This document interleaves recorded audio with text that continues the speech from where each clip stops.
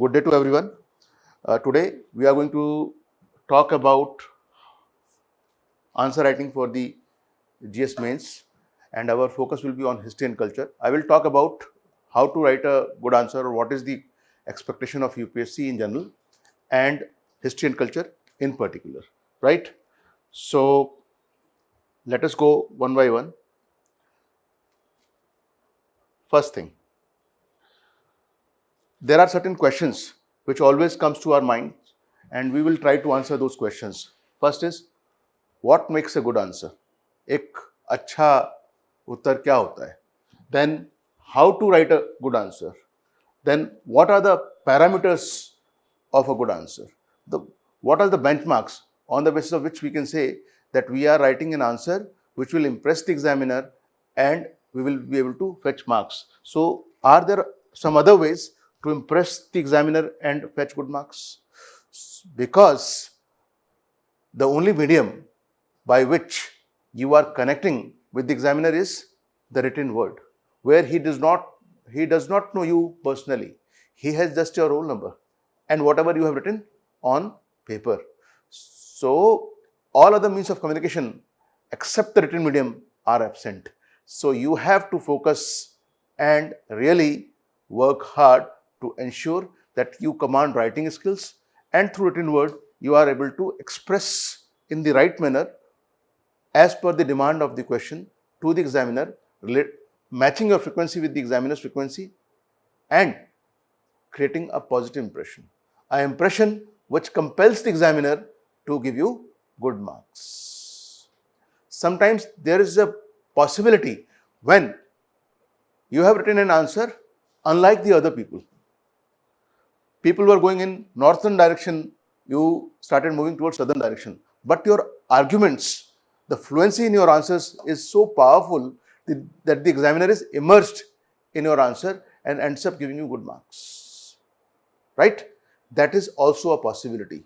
So you can say there is not a set standard that this is how you have to write a good answer. But still, there are certain parameters, there are certain points which we can keep in mind while writing a good answer. Even an average person can improve his skills or her skills and do well in the examination and ensure his or her selection.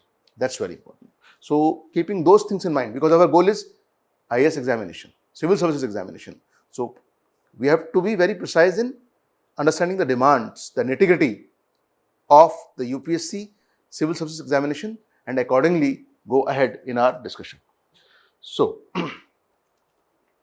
first things first. So what could be the indicators for the examiner when he or she is evaluating your answer sheet? So we are going to discuss that first. The first thing, this applies to the examinee or the person who is writing the exam equally. That is, understanding the nature or demand of the question. I would say half the battle is won in every question if you have understood the nature and demand of the question. This I will try to explain later with the help of an example of a previous question. See, many people have this tendency of writing which depends on their familiarity with the topic, and sometimes they miss this point that what has been exactly asked in the question. There are different words used in the questions you would have seen: discuss, enumerate, evaluate, elucidate, explain, examine, critically examine, analyze, critically analyze. So all these words are not written there just like that. You can't discuss everything in every question. So the nature or the demand of the question is you have to critically analyze or evaluate. You must know the meanings of these particular words. That will demand a separate session, right? And then accordingly start writing your answer. Along with this demand, you must also understand the keywords. What exactly underline those keywords and then start writing the answer. So understanding the question or its demand or nature is half the battle won. For example, if you did not understood the question correctly, what will happen? You start writing whatever you know, haphazardly, randomly. You are not writing a well-organized answer. And if you are not doing that, you are not doing justice in your expression. You are not creating a great impression on the examiner. Examiner would love to have a smoothness in your answer, a fluency in your answer, a free flow of thoughts, ideas, where everything is connecting with the demand or nature of the question, isn't it? I will precisely talk about this, objectively talk about this with the help of an example later. So, second thing is structure or framework of the answer. Every thought you convey, especially in a written medium and especially in a competitive exam like civil services, it is expected that your thoughts, your ideas are well organized and they should be reflected in the structure of the answer. A good structure is where you introduce the topic or the question through your answer properly. There should be a proper introduction. Then there should be a proper body where the key points should be organized well in a sequence, in a framework where each point, each line, each sentence connects with the other sentence, each paragraph connects with the other paragraph, means things are interlinked, smoothly organized, creating a very good impression on the mind and heart of the examination. After all, it is a psychological game and you have to make the examiner feel good through the written word. If you are able to successfully do that, you have won the battle, isn't it? So that's very important. So if you understand this thing, I think you will understand the rest of the things very well. Then, even in the examination hall, when you start writing the answer, you should not just start writing immediately when you get the question paper. Rather, your effort should be that you focus on what? The need of the question. Prepare a rough framework in your mind or on the paper. How I am going to introduce after understanding the demand or nature of the question. What are the points which are, or what is the amount of knowledge available to me, and what would be the sequence of thoughts which I am going to convey, right? And then how I am going to conclude. Is there a scope to give a solution, something innovative to the examiner? Then what are those ideas which I can use to write a good answer? So that should happen, and this requires a lot of practice. That's why we say you must practice answer writing. Everybody is not naturally born or skilled enough to write good answers. So you have to practice. Once you have practice, also helps you in expressing your thoughts fast, and in a situation where you are taking the exam in a real time, you will be able to articulate your thoughts at extempore without making much effort if you have done your hard work in the past well, isn't it? So that's very important. Two key aspects of any good answer in main examination or otherwise in life also would be presentation and content. So there are different, what you can say, aspects within presentation which I am going to discuss in detail. What is a good presentation in the written form, and what content means, and what are the different aspects of the content. We will talk about it after some time. Then organization or classification of the material is very important. Everything should be well organized, because it is very natural human tendency that we like to see things in good form, and we organize them in some form which are easily understandable. So you must be presenting thoughts and ideas or facts in that manner only. If your answer is not well organized, you randomly write one point now, then suddenly another point comes, you write without understanding that they are not related to each other properly, or they are not in the right sequence. You are not creating a very positive impression of the examiner. So organized, very well classified material always creates a better impression, right? And this is expected from an officer. When you become an officer-like qualities, well organized, disciplined, that several traits of your personality or certain qualities which are required in a civil servant are tested in this manner through your answers only, isn't it? So you have to understand the gravity of this situation. You have to understand why you need to be well organized. Your ability to organize yourself well should reflect in every department of life, be it when you are studying or living in a particular room, when you are showing punctuality in attending the classes, right? When you are maintaining a routine in your life, and this will be required in the office as well, and even in the field. So that quality should be cultivated, and that should be very well showcased in our answer to the examiner. Yes, I am the person who deserves to be a civil servant because my material is well organized, my content is high in quality, my presentation is really good, which can be understood by a learned person as well as a layman who does not know the subject equally well, isn't it? And then, wherever possible, you should display your creativity. that you are a creative person. You are able to come up with new solutions to problems whenever there is a need, right? You think that way. So that you should be a solution-oriented person. A basic difference between a common person and a person who is a civil servant is this. A common person sees a problem and he complains or she complains about the problem, but does not come up with much of solutions. A civil servant see the same problem and then try to come up with solutions. It is like that anecdote your perception. You display a positive perception, whether the glass is half full or half empty. So what a pessimistic person would say, it is half empty. A positive person, an optimistic person would say, it is half full. But a realist would say, I will add some, lemons or something to it. When life gives you lemons, make lemonade, right? So, and I'll just drink it. So, see, you have to display your positive and realistic side. That's very important. So, written word is the medium through which you showcase your personality and your positive qualities to the examiner, that why you deserve to become a civil servant. You need to create that impression, right? Now, next. So now I will focus on the presentation and content part very deeply, and we should be having a good discussion on this. See, when we say presentation, what does that mean? It means how the material or the answer which you want to writing, what you are expressing, comes before the examiner on the paper, right? That is a presentation. So a good presentation will first thing require an impressive language.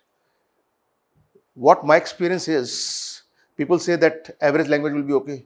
No, you must keep on constantly working on improving your language, whether it is grammar, punctuation, vocabulary, but all that will be helpful only when you have the right amount of content. So we will talk about content also. You have the right facts, right examples, right arguments on your side, right amount of knowledge. To that you add some of your experience and showcase your ability to handle problems, your attitude, positive attitude, and plus level of maturity you have. That is wisdom, right? So you must have this tendency to be in a continuous mode of improving your language, where you display, this we call fluency. You write in a very smooth manner, you articulate in a very smooth manner, in a free flow. Why is that important? Because that compels the examiner to read your answer. He is deeply involved in your answer, as much as you were involved in writing that answer. Then you cannot be expected to make silly mistakes, especially in grammatical mistakes. Why? If you make grammatical mistakes, you are not forming the sentences correctly. Go. Don't come back. Go, don't, comma, come back. Meaning changed. Go, comma, don't come back. Meaning should be something different. So even one comma or a full stop wrongly made can change the meaning of the sentence. And that could act as an irritant to the examiner. So why to create unnecessary irritations? Due to these silly things. So pay attention to your grammar and punctuation. And then the biggest irritant we have seen is, and that can compel the examiner not to judge you in a very positive manner, even if your content is good. Spelling mistakes. Don't commit silly mistakes in spellings. Be very cautious about your spellings and write them properly, right? Spelling mistakes and illegible, unclear handwriting, both are enemies of a good candidate. So if you are a good candidate, you will definitely pay attention to spellings, and you will always be sure to improve your handwriting, which is legible enough. You won't do this, that you write first 2-3 answers very well and you are in a hurry in the last 2-3 answers. No. Before that, the practice also means this. You learn to pay due time or give due time to every question and do justice to all the questions, so that none of the questions remains unattempted and your overall score is good enough to remain in the competition and even ensure your selection, right? Then, sentence formation is very important. It is advised very strongly that don't write too lengthy sentences. Lengthy sentences becomes boring or sometimes even irritating. Form sentences of smaller or medium length, and they should be connecting to each other very well, right? Then, and they should be easily understood also. Keep them simple and clear. Clarity and simplicity is a big asset for any good officer, so you must think about that. And then preciseness is also important. We will talk about that. To the point. जो पूछा गया है वो जवाब दीजिए. Whatever has been asked, write accordingly. है ना? Fulfill the demand of the question. Plus, you must have the ability to write what you intend to write. It should not be that you form sentences in such a manner. Your intent is something different, but you end up conveying something different. Then you are not creating the kind of impression you want to create on the examiner. So be very careful. And that again require practice for an average candidate, right? Any good person would or a serious candidate will definitely practice enough to ensure that he has good writing skills.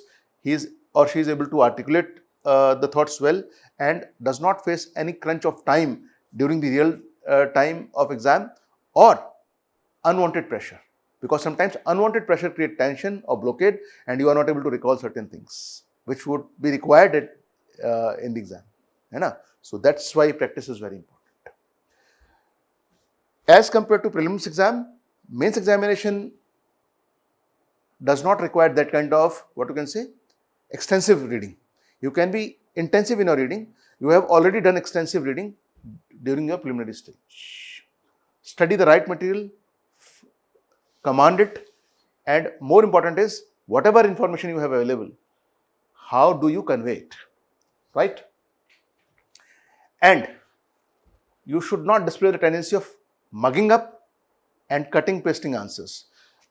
The UPSC examination has become so original and dynamic in UPSC has become so dynamic in asking the questions that you can't do that. But even if you are trying to do that, just trying to showcase your knowledge rather than fulfilling the demand of the question, you will lose originality. Be original. Write in your own words and wherever possible give examples from real life, which at times you have yourself experienced. What does it do? It adds a touch of reality and connection with real life, which is suitable for both the examiner and the candidate. In many disciplines, you will see this is more possible than other disciplines, like ethics, right? Like application-based aspects of optional papers, humanities, sociology, or what you can say, public administration, these areas, right? कहीं आपने पढ़ा है कुछ, कहीं देखा है, कोई सुना है, तो वो चीजें, but they should be factually correct, है ना? So that way you are displaying the original personality, good qualities, quality of optimism, your positive attitude, and your ability to solve problems. That is what makes a good civil servant. This is the chance. Take it. Right? Then, the last and the most important thing is, why should examiner give you good marks? Means, why should the UPSC select you as a civil servant? Because you should be, there should be a strong reason. That strong reason comes when you display some uniqueness in your personality. Your answers will show that distinct thought process and whether you are impressive or not. How can you do that? By writing something in a different manner, by presenting things in something slightly different manner. As I said, sometimes you can go against the tide, but still write a good answer. है ना? For example, Bhakti and Sufi movement created a great impact. Do you agree? Most of the people will agree. You say, no, I don't agree. I agree to the extent, yes, they created some impact, but they did not create such an impact that things changed completely. Many of the orthodox beliefs, superstitions still continued. That's why society was not completely changed. We felt the need for reforms time and again at different points of time. And that was clearly visible in the 19th century during modern times. Isn't it? Are you understanding?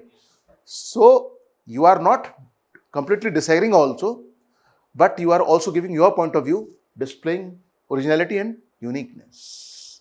Why should not the examiner pay attention to that? Isn't it? So this is how you can make your presentation really good and impress the examiner. After all, it is about a psychological interaction going on, an impression being created, and you make the other side feel good. Most of the big companies, big brands, people, how they create an impression? By making the other side feel good. Emotionally intelligent people create a win-win situation by making the other side feel comfortable and feel good about whatever decisions they are reaching. Isn't it? So feel good factor should be there, and you should take advantage of those things. Then comes, after presentation, content. Without content, no presentation can be complete or good. So you should pay attention to content. So in content, you should pay attention to range. When I say range, what does that mean? That what are the essential points that should be there to write an effective answer? Cover all the points. If you miss the key points, there is a problem. Other candidates wrote all the important points, explained them well. You wrote many points, but 1 or 2 points you missed, which were very important, which were like the soul of the answer.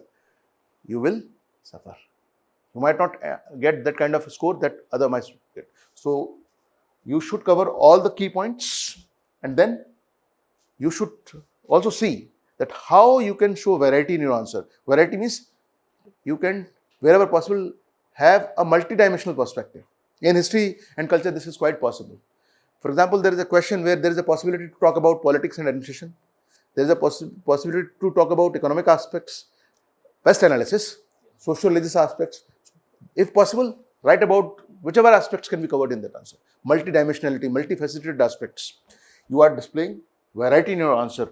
That convinces the examiner that you have worked really hard, you know the subject, and you can present an answer from different perspectives.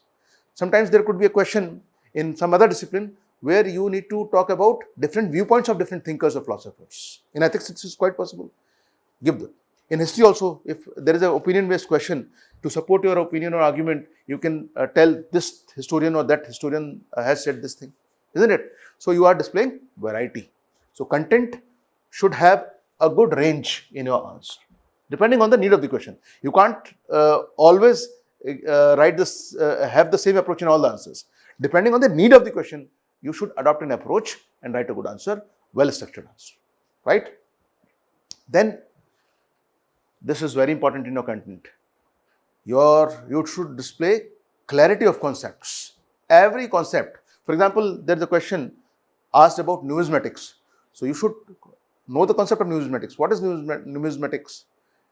It is the study of the coins and their various aspects, like what material they are made of, what is the quality of metals, or what you can say ratio of metals used. Gold coins, more proportion of gold or other metal. That shows what kind of coin it is. So this is how, are you understanding? So conceptual clarity should be there. Then how coins provide different kinds of information about a dynasty or time period.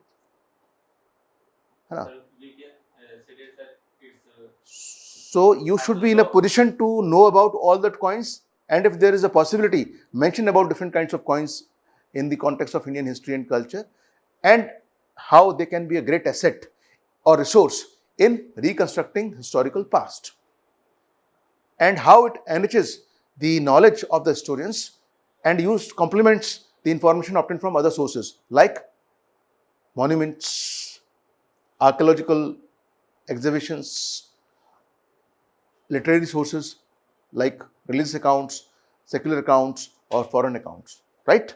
So this is how you can talk about it. So that is what we mean by range and conceptual clarity. And then comes proportion. Proportion means you should pay attention to word limit. Don't try to end. Plus, as per the demand of the question, give right weightage to a particular part. If they have asked a question, please compare and contrast moderates and extremists, their ideologies. So what would be the right proportion? You can't have same number of points for moderates and extremists. You might, because extremists you might have more points regarding moderates. Some points might be in clear contrast between moderates and extremists, their ideologies. Then there might be some additional points with you regarding extremists. So you must be able to give accordingly the right amount of space or words to moderates and extremists and write a balanced answer. That is balance. Balance does not mean 50-50 always or 50-40. That kind of ratio should not be decided. Depending on what material is available and how it is to be used, maintain a balance. Hai na? So that is very important. Then you can't do this. Many people do this in the entire paper as well as in a particular answer. This sometimes when you are not well prepared or you are not practiced enough, you might do this. You write something, a full paragraph you devoted to moderates. Then you start talking about difference between moderates and extremists. That is foolish. Question is not demanding from you any paragraph regarding moderates. So the right proportion would be what is the demand of the question, accordingly what space you should allot to moderates and extremists, and how should you compare and differentiate them, right? So that's very important. Then, so presentation and content are the most important aspects of any good answer. Then I would like to give some suggestions. Some of them I have already given to you. So be simple, lucid means clear, logical and precise in your answer. So what does that mean? Simple means unnecessarily do not complicate things. Don't use unwanted jargon or vocabulary or too heavy words. Words should be appropriate where they convey the meaning correctly, and or what you can say, the terms should be used in a correct manner. Right abbreviations should be used. You can't do this.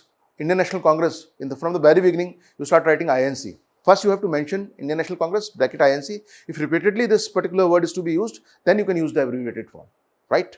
That is very important. Then lucid means very clear. You are conveying exactly what you want to convey as per the demand of the question.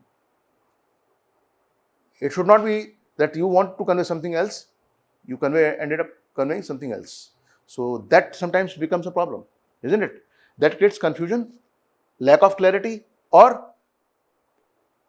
inability of the examiner to relate with your answer or understand it clearly. So that is not a good thing for you. Logical, everything you convey should be based on some logic. Tark sangat hona chahiye, logical hona chahiye. Don't write whatever you feel like writing. And then means you are always writing something which supports your arguments, which is necessary over there. Give those examples which are relevant. Things should be logical and relevant. Irrelevant things will not help you. And then whether it is a diagram, whether it is a flow chart, whether it is an example or a fact, it should be as per the need. Don't unnecessarily try to fill this space with too much facts, for example. Only required facts to support your answer. That is more than enough. But right facts must come at the right time. For example, you are writing a definition of health. It is always advised to write a holistic definition of health as suggested by WHO. Isn't it? So it has three important dimensions, multidimensional. Good health does not mean that you look healthy. It means you are physically in a good state of health, mentally you are in a good health, psychologically you are, or whether mentally, psychologically, and then spiritually also. Then it is good health. If you are disturbed inside, but you appear good enough, physically healthy, that does not mean you are in good health. If you are in a high state of anxiety or stress, not good. Some stress is good in health, in life, but it should be well managed. And if your stress is good, we call it eustress. Some stress to keep you on your toes to achieve your goals or fulfill your tasks on time. Too much stress on a permanent basis can injure your mental, physical health, isn't it? That should be taken care of. Then precise means to the point. जो पूछा गया है वो बताना है. Whatever has been asked, answer that. Don't try to unnecessarily showcase your knowledge. I know this, I don't. They asked you a question on malaria and you wrote about the mosquito which causes malaria. Is it good? You are not appearing for the university exam where you will fill seats and you will get good marks. You are in a competitive exam where it is expected that whatever is being asked, you answer that. And that is required, that is a trait required in officers also. They respond according to the need of the hour. There is a, say, cyclone. So the cyclone would require certain kind of approach, precise approach to handle that. What equipment is needed, what resource we have, what we will have to procure from outside. Do we need help of the other agencies? Every thing should be planned and executed accordingly, isn't it? So that quality is being tested by your being precise. Preciseness is very important. Then one more thing, wherever required or wherever is possible, especially when it comes to history and culture section of your answers, use the pastel approach. Matlab, political, administrative, economic, socio-religious, cultural, technological, legal, ethical dimensions should be taken into account as per the need of the question. So, for example, they ask you to write a brief account of a personality like Ashoka or Akbar. It is an open-ended question in a way. You can write many things. Better it is that you focus on different dimensions and show that you know all aspects of that ruler as a political figure and what he has contributed to administration, or whether he or she carried out administration well or not. Economically, what was his policies programs, how they benefited the subjects. Socio-culturally, how their rule enriched that time and the history of India, heritage. Then technologically, any important contributions were made or not. Legally and ethically, how they ruled. So, don't you think if this approach will help you? So, if there is a possibility, then you will do this. Not everywhere you will do this, right? Then, if there is a requirement or possibility, identify the causes of a particular problem issue and what could be the consequences. You can write in that way also an answer. Then, wherever possible, in history and culture, this is always possible. What are the elements of continuity and change? What are the things which are continuing in the past but also have changed over time? Identify those things and write an answer. For example, they say, write a brief note on developments of science and technology in ancient India. You can always identify the elements of continuity and change or not. For example, decimal system was known to Indians in Indus times also. And that has been used in Gupta period also. Later it passed on to Arabs and Europeans also. Isn't it? So, continuity and change. Understood? So, the knowledge of zero, shunya. The zero, how it is written, was introduced by Brahmagupta or some mathematician during Gupta period. But the knowledge of zero or shunya was there since ancient times, very early times. That's why they are using the word Akshoni Shena or these kind of things. Means they have that knowledge, what this number is, right? How they relate it with, there is a concept of infinity and zero, how they relate. And sometimes zero can take you to infinity also. That is a possibility. Can you divide a number by zero? 1 by 0 will be equal to, isn't it? 1 by 0 is infinity. So, this is how you can identify the elements of continuity and change.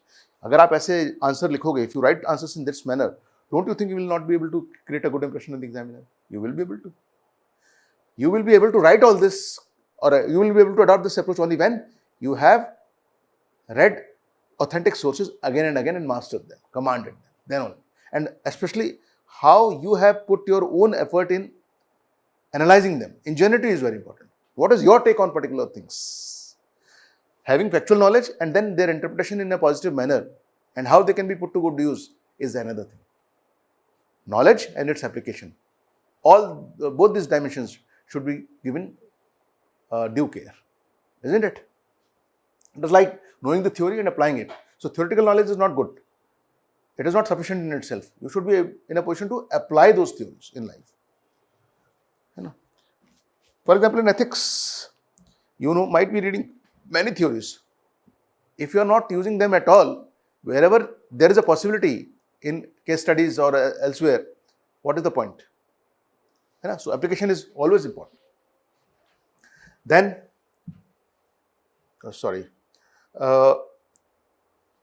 some more suggestions. Sorry. So this is very important. For a normal person, it is very important to practice enough of answer writing to acquire the right set of skills and ability to produce a good answer in the examination. Practice makes a man perfect. Why they said that? Because practice is required to acquire certain level of skillful writing or what we call expertise. Your success is decided by three factors in life. So is the case in the civil service examination. First is your attitude. Your attitude, your personality will be displayed in the examination. It should be positive, optimistic, problem-solving attitude. Then your skill set. You must have the right skills, na? And then knowledge. This exam demands knowledge also and articulation of that knowledge to right skills, especially in the main examination or during the interview. So that's very important. Then, once you have good practice, you will be in a position to manage your time, whether you are taking a mock test or a real test.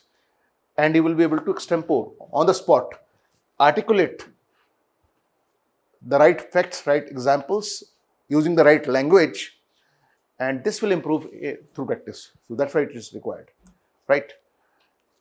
And then you will see, you will reach a stage where your ability to read for long hours and write for long hours in the real exam is not a tiring process. Rather, you enjoy it, isn't it? That's very important. Then, especially because when the answer, the question is, or the exam, especially GS papers are becoming such where you have to write more in less words. It is always advised that wherever possible, to add value and save time, you must use maps, history and geography. There are always possibilities in many answers to write a rough sketch or map of India or world you make and then locate the places, isn't it? That adds value. And many of the things which you would have otherwise written in words, you need not to write at all. You save word limit also, you save time also. And this is the quality which is required from a good civil servant, that he should be precise, articulate, and not wasting words or time unnecessarily. Right? Flowcharts, facts, examples, all should be used judiciously in your answers. Now, there is always this tendency to ask by the students that shall we write in points form, especially in GS, answers should be in points form or not? See, points form should be used in two scenarios. One, if you are able to attempt all the questions within time and you are not suffering from time crunch, in the answers where there is a possibility of writing points, write points. You can't write points in every question, but wherever possible, write points. Second scenario is when you are writing the end of the exam, a particular paper, and you are now seeing that you have less time. You can't write full paragraphs, full sentences. You can adopt points form with phrase-like answers. So write the key points, fill the entire space, and make the examiner feel that you have covered all the major aspects of the answer, even if you have not written full sentences, right? And that will add some score to your answer, will not compromise your, what you can say, image in the eyes of the examiner, and overall score will remain respectful. That is very necessary for success, isn't it? So, then this is very important. Many people, as we have experienced or we have seen from many of the candidates, were not able to they will not able to get selected because they left some questions in different papers, or they did not get the kind of rank they were expecting due to this reason. So you should ensure that you will not be leaving any question unattempted. Attempt all the questions. That in itself, if done well, will add more marks to your overall, what you can say, score. And that is very important for score, for selection, as well as getting a good rank. Right. So that's very important. And then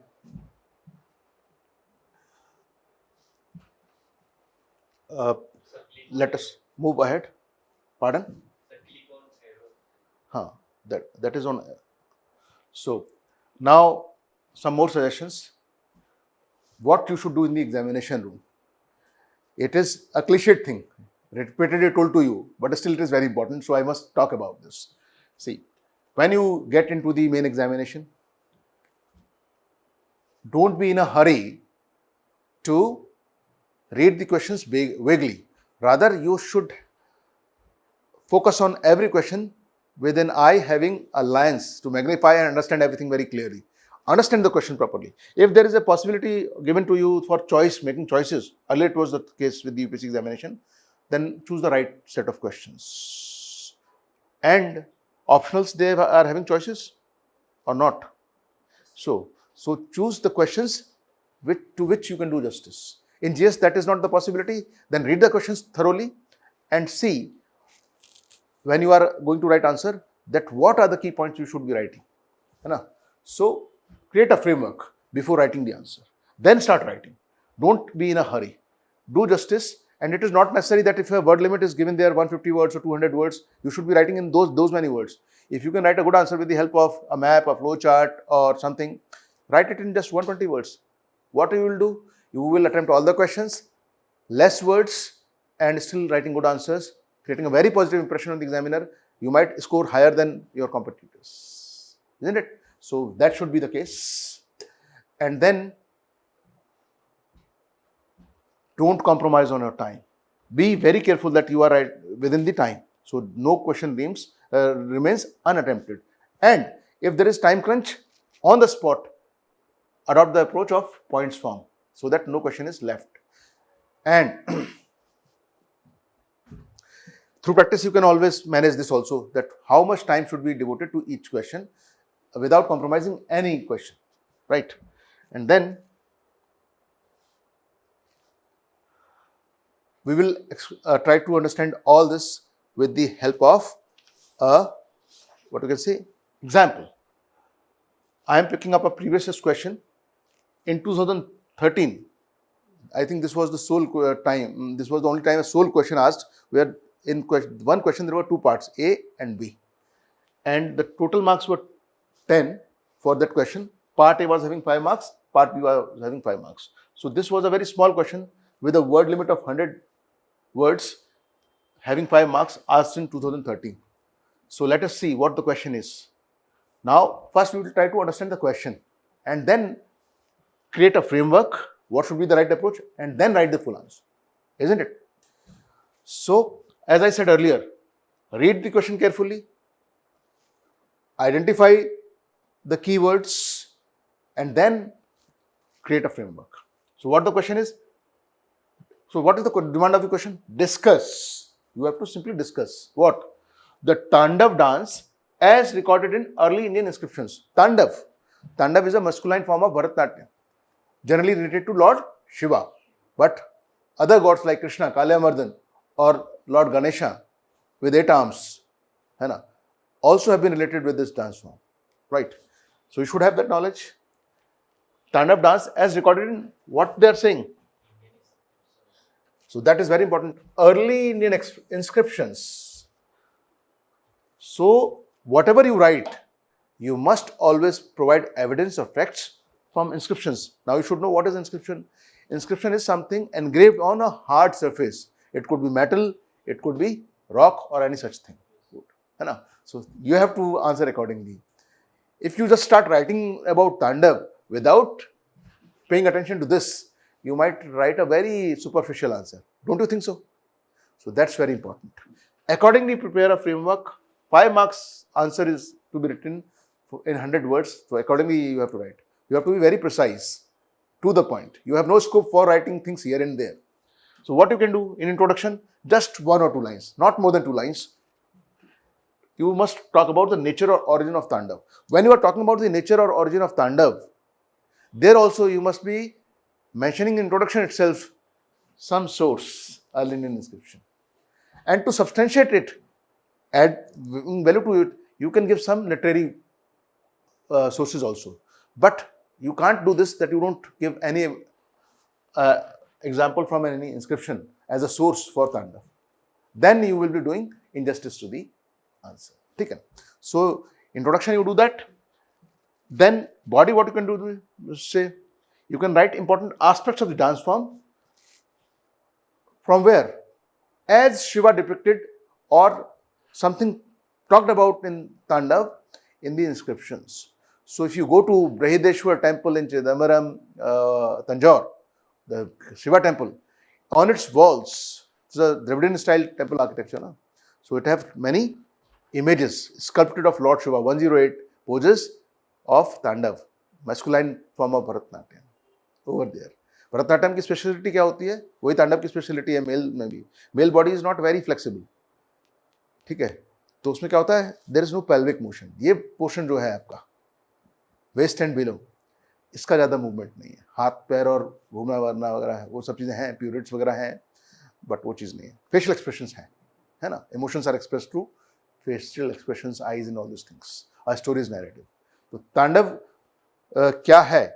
it is a, तो आपने यहाँ पर origin nature के साथ define कर दिया और उसके बाद इंपॉर्टेंट एस्पेक्ट्स इंस्क्रिप्शंस का एविडेंस देते हुए with some literary text also you can mention, and then finally conclusion, highlight the distinctive aspect of the dance form in the end. Nataraj के बारे में बात कर दीजिए, कैसे ये अलग है, और अगर पॉसिबल एक लाइन में मेंशन कर दीजिए कि तांडव है क्या एग्जैक्टली. तांडव एग्जैक्टली कुछ नहीं है, ये it is showcasing of Shiva as, Shiva का मतलब क्या होता है? Nothingness, dark energy, from where all the energy and matter is created. Science में से कहेंगे transformation of energy into matter है, और रिलीजन में से क्या कहेंगे? शिवा. तांडव डांस क्या शो कर रहा है? A symbol of creation recreation in the universe. Shiva is shown as the god of destruction? No, he is the god of creation, maintenance and destruction, but destructive element is highlighted. Why? Because after every destruction there is some new creation, and this also gives the notion of cyclic time. Whatever is created is destroyed and recreated. The entire universe works on this principle, right from the atom till the largest existence, the galaxies and all those things. See, the atom, in the center is the nucleus, around it is moving electrons. They are always in a constant state of motion, vibration, energy, है ना? Same is the principle applied to solar system, galaxies, seasons आते जाते हैं, life and death, है ना? Are you getting or not? Day and night. So this is how, and this is very well explained in the book called Cosmos, written by Carl Sagan. Carl Sagan's videos you can see on YouTube. You will understand what I am saying. Are you understanding? So आपने आज की तारीख में जो literature उससे भी relate कर दिया, एविडेंस दे दिया, साइंस के प्रिंसिपल्स से भी रिलेट कर दिया, और आप रिलीजन फिलॉसफी की बात भी कर ही रहे हो, है ना? अच्छा आंसर नहीं होगा आपका. जब इंस्क्रिप्शन की बात होगी तो आप कुछ टेम्पल्स के बारे में बता सकते हैं, जैसे नटराज की मूर्ति है, वो भी एक तरह का इंस्क्रिप्शन का एग्जाम्पल है ना. हार्ट स्कल्पचर में कुछ लिखा हुआ है, इंस्क्राइब्ड है on the hard surfaces, Brihadeeswara temple, है ना. There are many other temples about which you can talk, like Kailashnath temple in Kanchipuram, Pallavas ने बनाया था, है ना. And this is the only evidence available accordingly. तो इंस्क्रिप्शन में आपके पास रिटन फॉर्म में कॉपर प्लेट वगैरह पे कुछ है, अगर समझ में आता है तो लिख दीजिए, नहीं तो फिर मंदिरों में जो है उनमें कुछ नीचे लिखा भी होगा, मूर्तियां बनी हुई होंगी. There might be some images of Lord Shiva and his poses related to Tandav. Right about it. एक दो भी आपको मालूम है तो बहुत है. 5 it is a 5 marks question. 100 words are required, isn't it? And then in introduction or conclusion or in body somewhere you can talk about Tandav. This is called basically Rudra Tandav, and I will give you a model answer for that. You can follow that. So approach should be this. So in lesser words, convey the full meaning, and that is an art. It requires certain skill. That's why you need to practice. Okay? So this was all for today from my side regarding answer writing for mains, especially for history and culture section. So I end with this.